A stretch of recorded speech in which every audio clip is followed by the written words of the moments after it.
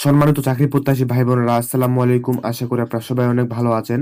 তো বর্তমানে একটি কিন্তু নতুন চাকরির বিজ্ঞপ্তি প্রকাশ করা হয়েছে। সেটা হচ্ছে বাংলাদেশ অধিদপ্তরে, যেখানে মোট ৬টি পদে এখানে ১৭৭ জন নিয়োগ দেবে। তো এই নিয়োগে আপনার শিক্ষা ও যোগ্যতা এবং অভিজ্ঞতা কি, কি থাকতে হবে? এছাড়াও এখানে আপনি আবেদন করবেন কিভাবে? এবং কোন পদে আবেদন করতে গেলে আপনার কত টাকা খরচ হবে? এভরিথিং সকল তথ্য কিন্তু আমি এই এক ভিডিওতেই বুঝিয়ে দেব। তো চলুন আর বেশি কথা না বাড়িয়ে ভিডিওটি শুরু করা যাক। তো ১ নাম্বার আমরা দেখতে পাচ্ছি এখানে স্টেনোগ্রাফার। এখানে নিয়োগ দেবে ৬ জন। আর এই চাকরি দেওয়া হবে ১৩ গ্রেডে এবং বেতন স্কেল এখানে রাখা হয়েছে ১১,০০০ থেকে ২৬,৫৯০ টাকা পর্যন্ত। এখানে শিক্ষাগত যোগ্যতা লাগবে। কোনো স্বীকৃত বিশ্ববিদ্যালয় হতে যেকোনো বিষয়ে ২য় শ্রেণী বা সমান পরীক্ষায় আপনাকে স্নাতকধারী বা উত্তীর্ণ হতে হবে।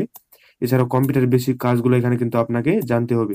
২ নাম্বার আমরা দেখতে পাচ্ছি ইমাম, যে চাকরিতে নিয়োগ দেবে ৩ জন। আর এই চাকরি দেওয়া হবে ১৪ গ্রেডে। বেতন স্কেল এখানে রাখা হয়েছে ১০,২০০ থেকে ২৪,৬৮০ টাকা পর্যন্ত।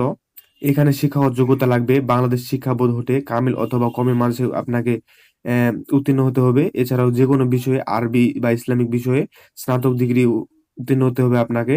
এছাড়াও ক্রীড়ার পারে দক্ষতা, সুন্নতি অনুসারী এবং বিবাহিত হতে হবে। তো ৩ নাম্বার আমরা দেখতে পাচ্ছি স্টেনোটাইপিস্ট। এই চাকরিতে নিয়োগ দেবে ৬ জন এবং এখানে এই চাকরিটি ১৪ গ্রেডে দেওয়া হবে। বেতন স্কেল এখানে রাখা হয়েছে ১০,২০০ থেকে ২৪,৬৮০ টাকা পর্যন্ত। এখানে শিক্ষাগত যোগ্যতা লাগবে যেকোনো বিশ্ববিদ্যালয় হতে।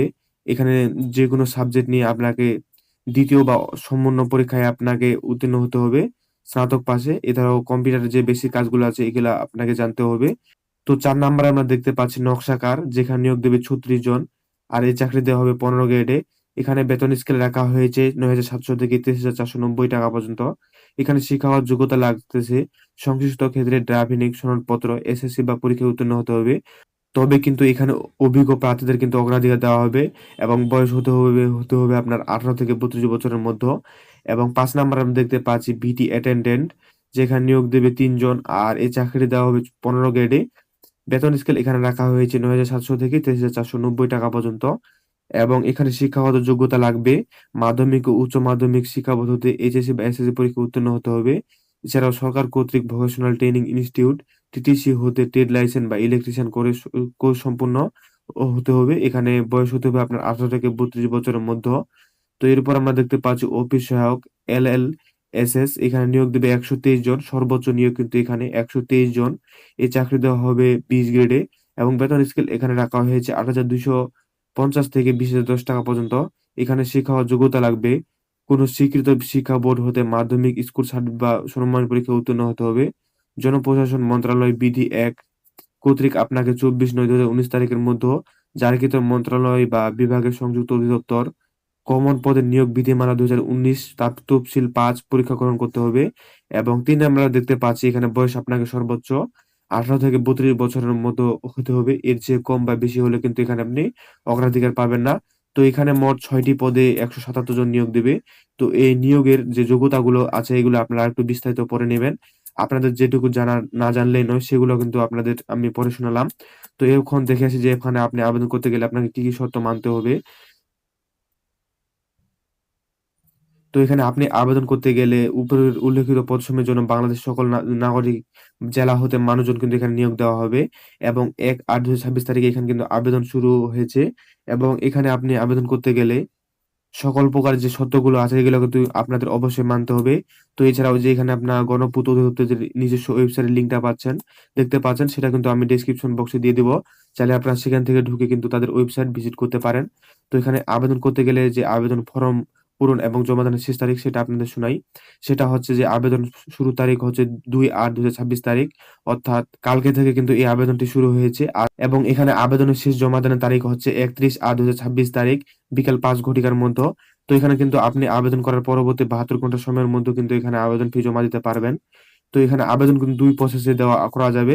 তো এখানে দেখতে পাচ্ছেন যে আবেদনের প্রসেসগুলো, এই যে লিঙ্কটা, এই লিঙ্কটা কিন্তু আমি ডেসক্রিপশন বক্সে দিয়ে দিব। চাইলে আপনারা সেখান থেকে ঢুকে নিজে আবেদন করে পরবর্তীতে টেলিটক সিমের মাধ্যমে কিন্তু নিজে ফিটা পরিশোধ করতে পারবেন। তো এখানে আবেদন করতে গেলে আপনাকে ১ থেকে ৫ নং কর্মী পদের জন্য ১০০ টাকা এবং টেলিটক সার্ভিস চার্জ বাবদ এখানে আপনার ১৮ টাকা, সর্বমোট আপনাকে কিন্তু ১১২ টাকা এখানে পরিশোধ করতে হবে। এবং ৬ নং কর্মী পদের জন্য আপনাকে ৫০ টাকা এবং টেলিটক সার্ভিস চার্জ এখানে ৬ টাকা, সর্বমোট আপনাকে ৫৬ টাকা কিন্তু এখানে আপনাকে ফি জমাদান করতে হবে, এবং এটা কিন্তু আপনি আবেদন করার পরবর্তী 72 ঘন্টা সময়ের মধ্যেও কিন্তু এই ফিটা জমা দিতে পারবেন। আর এখানে আবেদন করতে গেলে কিন্তু আপনাদের বেশি হ্যাসেল পোহাতে হবে না, কারণ এই লিঙ্কটা কিন্তু আমি ডেসক্রিপশন বক্সে দিয়ে দিব।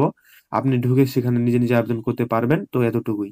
লিঙ্কের মাধ্যমে আবেদন করার পর যে কিভাবে টাকাগুলো প্রসেস করবেন বা টেলিটক সিমের মাধ্যমে টাকাটা দেবেন, এই যে প্রসেসগুলো দেখতে পাচ্ছেন, এই প্রসেসগুলোর মাধ্যমে কিন্তু আপনি নিজে নিজে বসে বাসায় আবেদন করতে পারবেন। এছাড়াও কিন্তু এখানে নিচ থেকে কিন্তু এই ফিটা আপনি জমা দিতে পারবেন।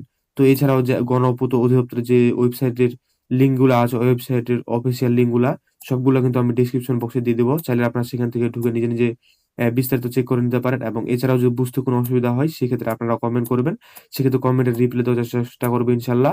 তো এছাড়াও যদি এই নোটিশগুলো আপনাদের পেতে বা আপনাদের প্রয়োজন হয়, তাহলে অবশ্যই আমাদের এই ইউটিউব ভিডিওর পিন কমেন্টে ফেসবুক পেজের লিঙ্ক দেওয়া থাকবে, চাইলে আপনারা সেখান থেকে ঢুকে আমাদের ফেসবুক পেজ ভিজিট করতে পারেন। এবং সেই ভিডিওর পিন কমেন্টে এই এই নোটিশগুলো থাকবে, চাইলে আপনারা সেখান থেকে ঢুকে বিস্তারিত দেখে নিতে পারেন। তো আজকের এই চাকরির ভিডিওটি এ পর্যন্ত। দেখা হবে পরবর্তী কোনো চাকরির বিজ্ঞপ্তিতে।